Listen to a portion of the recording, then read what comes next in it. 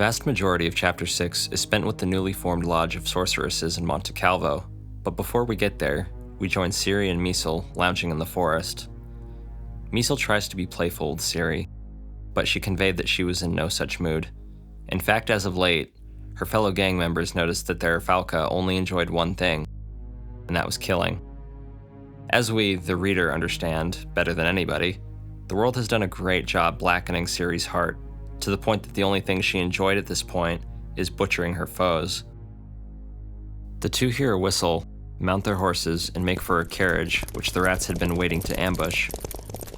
Once the two catch up to the carriage, Ciri at first shows concern, not for the lives of the guards, but the fact that there was nobody left for her to kill, until one of the fleeing horsemen turns around and makes the grave mistake of challenging Ciri. She makes quick work of him, and she and the rest of the rats gather around the now defenseless carriage and pillage what they can. To the east, in Doblathana, we join Francesca Findabair. She is in her court, meeting with the head of Nilfgaardian military intelligence, Vautier. Though we arrive at the end of the audience, he leaves almost immediately, and once Francesca is alone, her companion emerges from the shadows and disables her invisibility charm. This is Francesca's first ally she will take to the Lodge of Sorceresses, a pure-blood elven sorceress from the Blue Mountains, Ida Sivny. The two discuss the several audiences that recently transpired, where numerous Nilfgaardians inquired about the location of Vilgefortz, Rience, and Cahir, to which she genuinely had no idea. The two eventually move on to converse about the lodge and what to expect from the first meeting. Before long, they bring up the second sorceress Francesca wished to bring to Monte Calvo. She reaches for a jade figurine in her possession, prepares an empty courtyard for a ritual. She places the figure on a symbol drawn on the ground and begins to chant a spell. Before long, the jade figurine is replaced by a raven-haired woman, screaming in pain. Francesca gives the woman a minute to scream out the pain, and then she does a test to test the woman's memory. She asks the woman her name, to which she replies, Yennefer. In what was described as an act of protection, on Thaned, Francesca used compression magic to turn Yennefer into a jade figurine, and she kept her for her own protection. She then tells Yennefer that she had been a figurine for 47 days. It took Yennefer a while to come around and regain all of her bearings, as compression magic is extremely painful. Once she does come around, she's given clean clothes, and Francesca fills her in on everything she's missed while she was compressed. Francesca then tells Yennefer about the new Lodge of Sorceresses and their approaching meeting in Monte Calvo, as well as requesting that Yen be her second recommendation for joining the lodge. Francesca knew that Philippa was to have Ciri be the 12th member of the lodge, and that she wished Yennefer to tell the lodge everything that she knew about Ciri, as well as all her past experiences with Ciri. Before their conversation ends, Francesca asks Yennefer for her word that she won't try and escape, and Yennefer replies, I won't give you my word. The reason she asks her this is because she's worried that once she learns that Ciri is in Nilfgaard, she'll rush off and try to save her.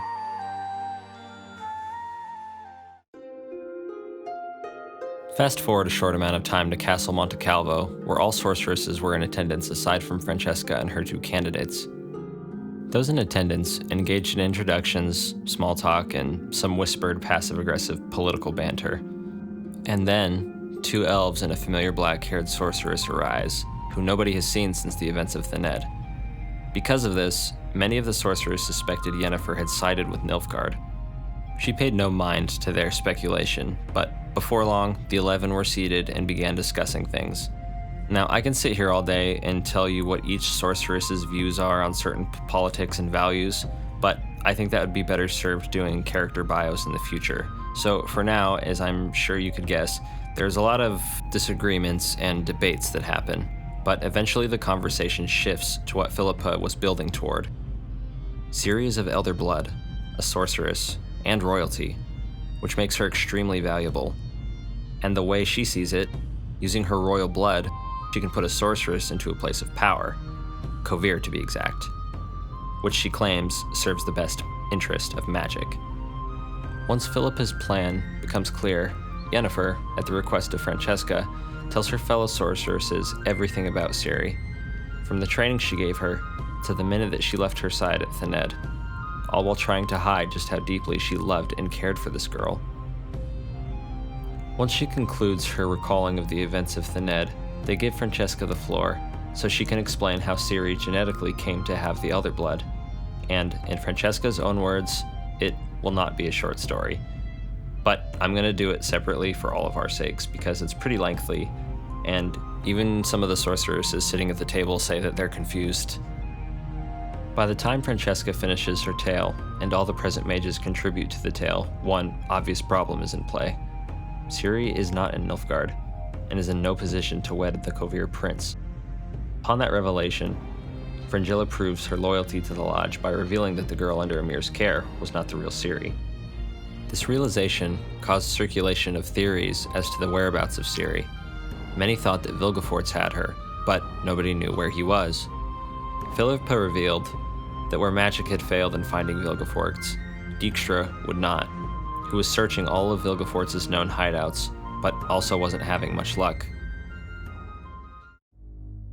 There's a very short, but a very important event that we see, in which Stefan Skellen and Challard are in the company of a bounty hunter. The bounty hunter they had hired was named Bonhart, and they hired him for one task: to eliminate the rats. They knew their heading, and the three of them were to single-handedly eliminate all of them. Before the chapter's end, the sorceresses of the Lodge had separated for a short recess, where we see a conversation between Yennefer and Fringilla, in which Fringilla convinces Yennefer to escape the Lodge and go after Vilgefortz, who she was convinced had Ciri. Inevitably, she ends up going through with her plan, as in the near future, we see the other sorceresses up in arms over the fact that she was gone. Despite the fact that teleportation was too conspicuous, she had managed to escape unnoticed, leaving all the sorceresses with their own opinions on Yennefer and if she was to be trusted, and her motives for leaving. Geralt, Milva, Regis, and Dandelion's journey east along the Aruga eventually led them through Angren, a region players of Thronebreaker are likely familiar with. All the time to reflect eventually caused Dandelion to start asking Regis questions regarding vampirism. Regis saw it as an opportunity to educate his companions on certain myths regarding higher vampires. For example, they don't need human blood to survive. Regis had not indulged in human blood for a very long time, and those that do so for luxury as opposed to necessity. Being bit by a higher vampire is also not grounds for becoming one either, and the sun doesn't vaporize them into dust either. These were simply rumors that were spread by humans who didn't understand the creatures. Even though you're probably just picturing idle banter being spread throughout the entire journey, not all of it was that way, as it may have seemed. War constantly raged around them, and seeing as Cahir was wanted by his own country, and Geralt and Dandelion just escaped a Temerian camp as fugitives, they were safe from nobody. That being said, they were constantly hiding in bushes, caves, or ravines, hiding from passing armies. The constant danger leads Regis to suggest that they slightly alter their route through Ysgith, a location Geralt knew to be a desolate swamp where monsters are so plentiful that locals don't even bother hiring witchers. In fact, there are so many monsters there that witchers haven't even documented or named many of them. But being their current situation, Geralt deems it safer than their current route, and they alter their course. We learn that Regis's allies that they are venturing towards are druids, who may be able to use their magic to help find Ciri. Eventually, the groups come upon a small camp that Geralt quietly investigates, not wanting to raise any alarm, until he sees a small group playing barrel. Geralt steps forward, and Sultan and his companions revolt in excitement. The rest of the group comes forward, and they have a pleasant little reunion. During the Nilfgaardian attack at the refugee camp, Sultan lost one of his companions, but aside from one casualty, everyone else was safe and sound. Amongst the dwarves was a familiar face, the girl that was tied to the wagon that was to be burned in the refugee camp. She sustained some nasty burns during the ordeal, so Regis goes to her side and applies his expertise. Geralt and Sultan continue to chat, When the topic of conversation shifts to Regis telling Sultan just where they were going, the bandaged girl began to speak in a metallic voice, much like Ciri does when she prophesizes.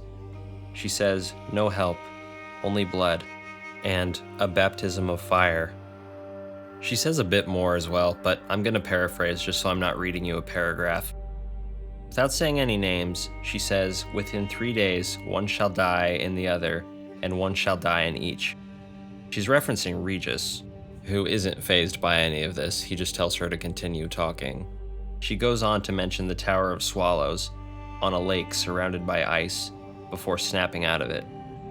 Now, most of the time that they have sections like this, they make little to no sense until the things happen. So when whatever does happen in the next novel does, I'll be sure to bring this up. They all traveled together for half a day before Sultan tells Geralt that they must part. He and his company were returning to Mahakam, and they wanted to sit out the war.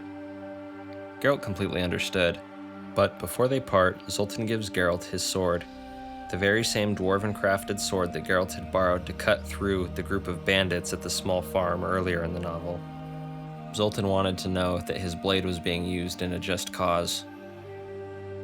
Before they parted, Sultan wanted to tell Geralt something regarding the chest that him and his companions were transporting. So he pulls him aside, and he tells them that they robbed a merchant and had intended to make a fortune of gold and jewels. I think he tells Geralt this because he doesn't want Geralt to naively believe that he was a soft-hearted altruist, because it simply wasn't true, and it would have been a lie.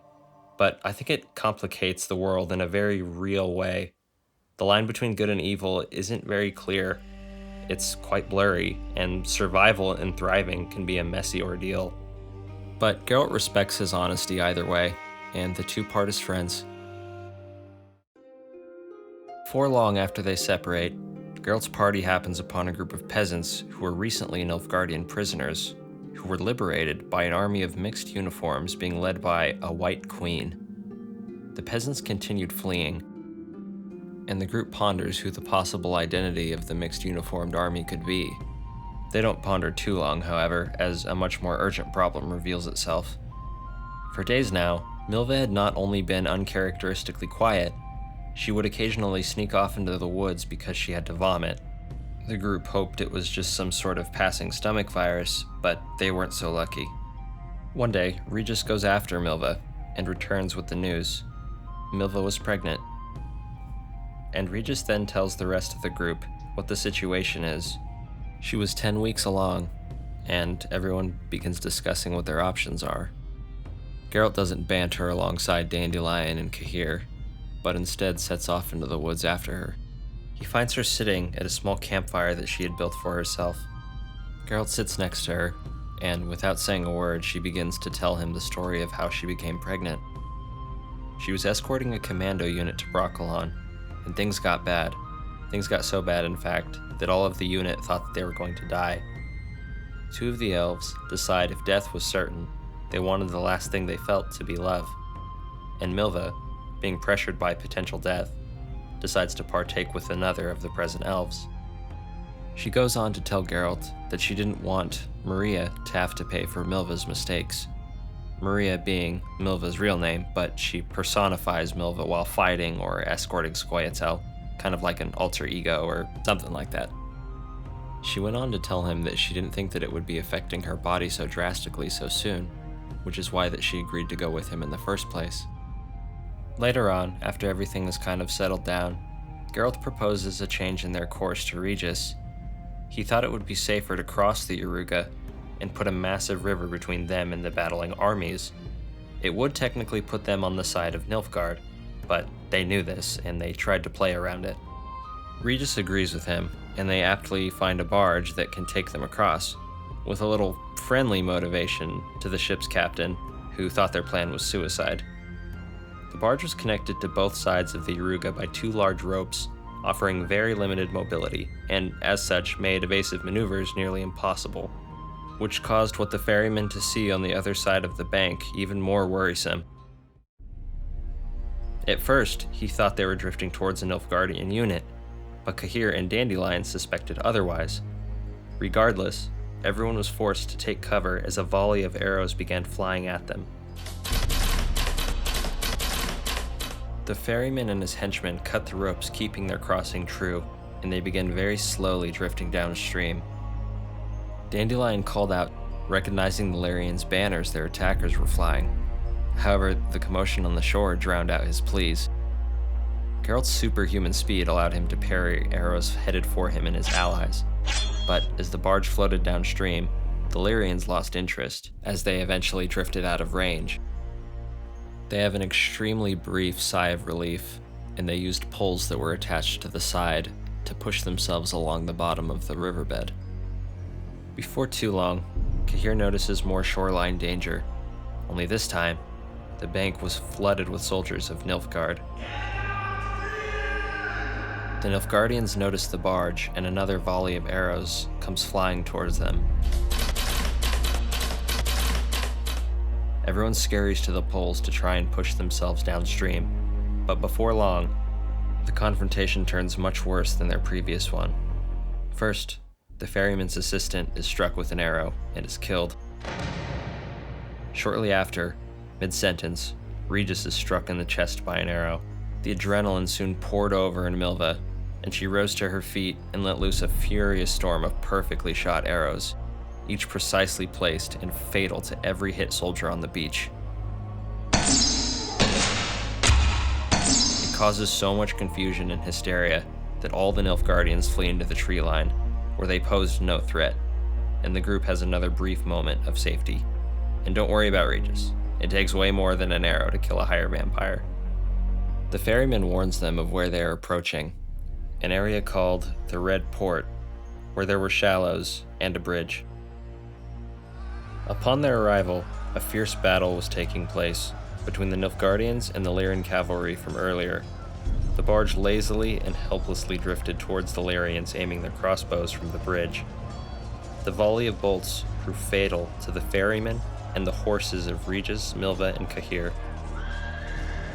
Dandelion continued to shout and plead until the Lyrians eventually ceased their volley. Though a little late, the barge reaches a bank and they all disembark. Milva a little slower than the rest, however.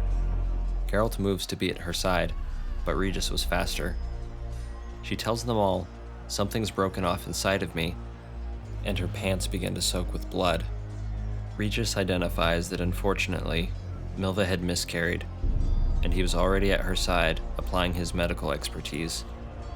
Amongst the chaos, Dandelion quickly looks around and sizes up the situation. The Nilfgaardians were slaughtering the Nordlings, and they were retreating across the bridge. He realized they were in a very bad spot, and if they didn't run, they would be slaughtered like the Lyrians. But being that Milva miscarried, running was simply not an option. Realizing this, Cahir told Geralt to join him on the bridge, and he followed him. Once on the bridge, Cahir puts his years of officer's experience to use. He rallied what soldiers he could and ran straight to the battlefront, despite his hesitation when faced with the obstacle of killing his countrymen.